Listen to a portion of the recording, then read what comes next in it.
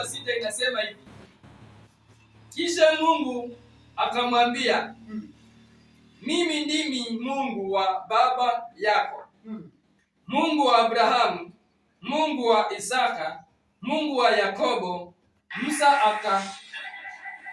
akaufunika uso wake. Haleluya! Kwa kuwa aliogopa kumwangalia Mungu.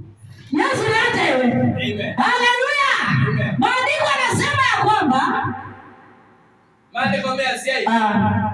Musa wakati aliitwa na Mungu, ila Mose wetiwe ni ngai, alimwambia mimi ndimi Mungu wa baba yako Abrahamu. Amoyenye nije ngai wa Abrahamu. Haleluya! Amen. Mungu wa Isaka, ngai wa Isaka, Mungu wa Yakobo, ngai wa Yakobo, na Mungu wa Musa, na ngai wa Mose. mimi ndimi. Je, nije ula? Haleluya! Amen. Naye Musa akamwangalia Mungu, Nake Mose musisi ngai, lakini akaogopa kwa sababu alikuwa na mwangaza. Akia cheni chake. Haleluya! Amen. Mungu anakutana na mwangaza.